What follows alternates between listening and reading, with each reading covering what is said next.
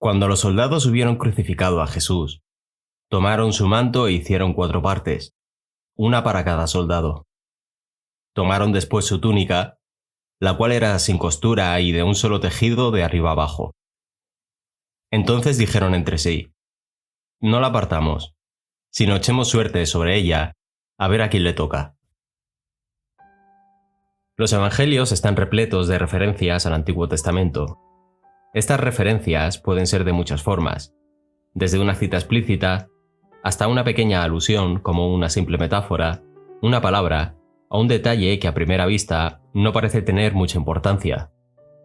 Y es en uno de estos últimos ejemplos en los que me quiero centrar hoy, para que podamos aprender a valorar lo que parece que no tiene importancia, y para que podamos aprender también que Dios es celoso con los detalles, como lo fue en las instrucciones que dio para la construcción del tabernáculo.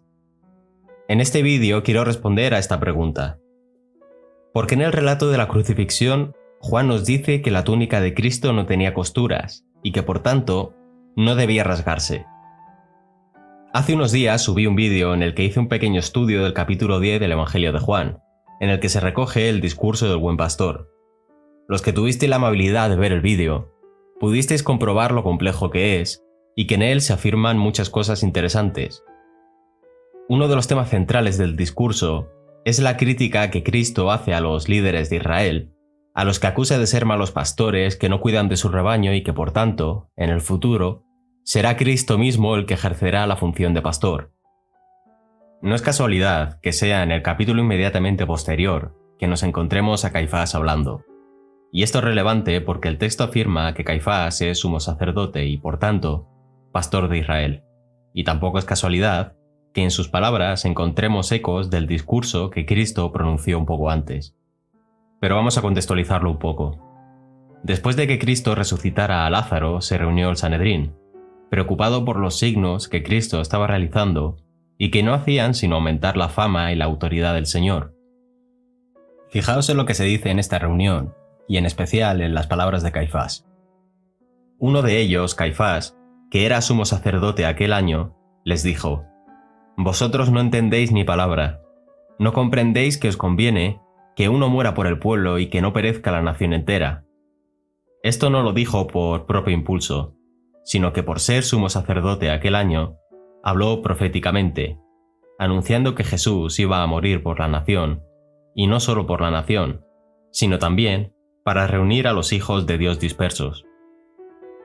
Ahora prestad atención a los fragmentos que he resaltado con diferentes colores.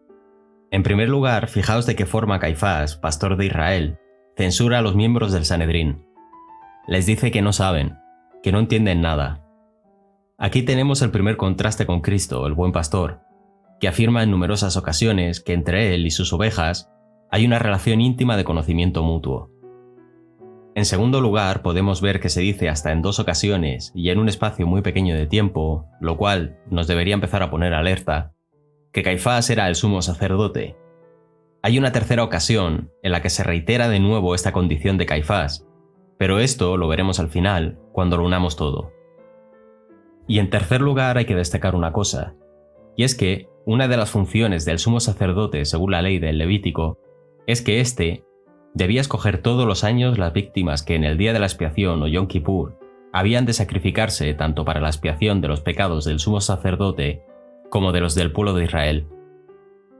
Si os fijáis por tanto en las palabras de Caifás, en ellas se afirma que es preferible la muerte de Cristo a la del pueblo entero. La amarga ironía para Caifás es que buscando la muerte de Cristo, estaba cumpliendo su función de sumo sacerdote, porque será la posterior muerte del Señor en la cruz la que traerá la verdadera expiación del pueblo de Dios. Además, el texto afirma que Caifás dijo esto proféticamente, porque la muerte del Señor no se había de producir solo por la nación de Israel, sino también para reunir a todos los hijos dispersos de Dios. Y esto es lo que Cristo afirmó un poco antes en su discurso del buen pastor. Ahora mirad esta tabla en la que se comparan ambos pasajes. A la derecha podéis leer las palabras de Cristo, y cómo se corresponden con lo que se dice un poco después en el capítulo 11. Cristo dice: «Yo soy el buen pastor da su vida por las ovejas. Yo soy el buen pastor, que conozco a las mías y las mías me conocen. Yo doy mi vida por las ovejas». Tengo, además, otras ovejas que no son de este redil. También a estas las tengo que traer. Y en el capítulo 11, en el de Caifás, se dice: os conviene que uno muera por el pueblo. Jesús iba a morir por la nación. Y también había de morir para reunir a los hijos dispersos de Dios. Recapitulemos esta parte. Hasta ahora hemos visto que en el capítulo 11 se contraponen las figuras de Caifás y Cristo. Caifás se nos presenta como un mal pastor de Israel que, a diferencia de Cristo, no tiene una relación íntima de conocimiento con su pueblo. También se enfatiza hasta en 2 ocasiones y en un espacio corto de tiempo la condición de sumo sacerdote de Caifás, es decir, de pastor. Y por último, Caifás, aunque inconscientemente, al determinar la muerte de Cristo, se presenta ejerciendo su labor de sumo sacerdote, pues será la muerte del Señor la que traerá la verdadera expiación del pueblo de Dios. Y esto entronca de nuevo con Cristo, ya que poco antes, en su discurso, afirma que él, como buen pastor, y a diferencia de Caifás que escoge víctimas para inmolarlas, se presentará él mismo como víctima. Con lo que hemos visto hasta ahora, ya podemos intentar responder la pregunta que ha dado origen este vídeo. ¿Por qué la túnica de Cristo no tenía costuras? ¿Por qué no la rompieron los soldados? Recordemos el pasaje que vamos a analizar. Cuando los soldados hubieron crucificado a Jesús, tomaron su manto e hicieron 4 partes, una para cada soldado. Tomaron después su túnica, la cual era sin costura y de un solo tejido de arriba abajo. Entonces dijeron entre sí: no la partamos, sino echemos suerte sobre ella, a ver a quién le toca. Podríamos decir muchas cosas sobre lo que acabo de leer, pero quiero centrarme solamente en 2 cuestiones. En primer lugar, Juan nos dice que los soldados cogieron el manto de Cristo y lo dividieron en 4 partes. Ahora reparad en las 2 palabras griegas que he resaltado en amarillo, porque este par de palabras aparecen también un poco antes, en el capítulo 13, donde encontramos el discurso de despedida que Cristo dirigió a sus discípulos. Jesús, sabiendo que el Padre había puesto todo en sus manos, que venía de Dios y a Dios volvía, se levanta de la cena, se quita el manto y tomando una toalla se la ciñe, luego echa agua en la jofaina y se pone a lavarles los pies a los discípulos, secándoselos con la toalla que se había ceñido. Llegó a Simón Pedro y éste le dice: «Señor, ¿lavarme los pies tú a mí?». Jesús le replicó: «Lo que yo hago, tú no lo entiendes ahora, pero lo comprenderás más tarde». Pedro le dice: «No me lavarás los pies jamás». Jesús le contestó: «Si no te lavo, no tienes parte conmigo». En su discurso de despedida, Cristo también se quita el manto, y en un gesto de humillación, les lava los pies a sus discípulos, prometiendo que con este acto tendrán su parte. En la crucifixión, gesto también de humillación, los soldados le quitan el manto a Cristo, lo dividen en 4 trozos, y cada soldado se lleva su parte. ¿Por qué estos paralelismos? Por la promesa que hizo Cristo en su discurso del Buen Pastor. En este discurso, prometió que reuniría de nuevo a las 12 tribus de Israel. En su sermón de despedida, se humilla y le lava los pies a sus 12 discípulos, que representan a las 12 tribus. Les lava los pies para que todos tengan su parte. También prometió en el discurso que traería a otras ovejas que hasta ahora no eran del redil, en referencia a los gentiles. Y así, los soldados romanos, es decir, los gentiles, le quitan el manto a Cristo, lo dividen y cada uno de ellos se lleva su parte. Y con esto finalmente llegamos a la parte de la túnica, es decir, a la parte de la vestimenta que Cristo llevaba debajo del manto. La túnica de Cristo, recordemos, era sin costura, tejida de una pieza. Al principio del vídeo he dicho que Dios es un Dios de los detalles. Veamos entonces cómo exigió que debían ser las ropas del sumo sacerdote. En el capítulo 28 del libro del Éxodo, se nos dice que el sumo sacerdote debía cubrir su cuerpo con el efod, que es un manto que os he destacado en la ilustración.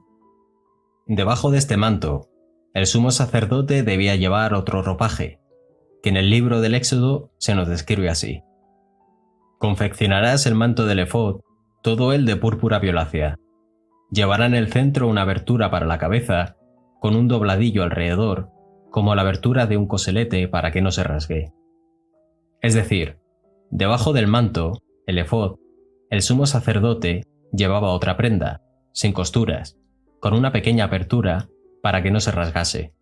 La túnica de Cristo también era de una pieza, tampoco tenía costuras, y San Juan nos dice que los romanos no la dividieron para no rasgarla.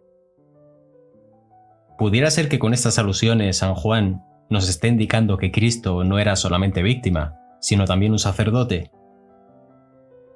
Ahora vayamos otra vez para atrás. ¿Recordáis que os dije que en el Evangelio de Juan se afirma hasta en 3 ocasiones que Caifás era sumo sacerdote? Ya hemos visto 2 ocasiones en las que se afirma. Ahora veamos por fin la tercera. ¿Dónde fue? La tercera ocasión en la que se nos dice esto de Caifás es en el juicio de Cristo en el Sanedrín. Ahora fijaos en lo que ocurre cuando el sumo sacerdote le pregunta a Cristo si es el Mesías. De nuevo le preguntó el sumo sacerdote: ¿Eres tú el Mesías, el Hijo del Bendito? Jesús le contestó: Yo soy. Y veréis al Hijo del Hombre sentado a la derecha del poder, y que viene entre las nubes del cielo. El sumo sacerdote, rasgándose las vestiduras, dice: ¿Qué necesidad tenemos ya de testigos? Habéis oído la blasfemia. ¿Qué os parece? Y todos lo condenaron reo de muerte. Es esta respuesta a Caifás la que determina que Cristo sea finalmente la víctima que anunció en el discurso del buen pastor. Cristo es condenado a muerte, se convierte en víctima, y es en ese momento en el que el sumo sacerdote rasga su ropaje que, recordemos, no debía rasgarse. Con esta reacción, Caifás deja de ser el sumo sacerdote de Israel, y ahora será Cristo el que en el futuro ejercerá esta función. En el Señor, por tanto, se unen los papeles de víctima y sumo sacerdote, tal y como lo establece el capítulo 2 de la Epístola a los Hebreos. Por lo cual, debía ser en todo momento semejante a sus hermanos, para venir a ser misericordioso y fiel sumo sacerdote en lo que a Dios se refiere, para expiar los pecados del pueblo.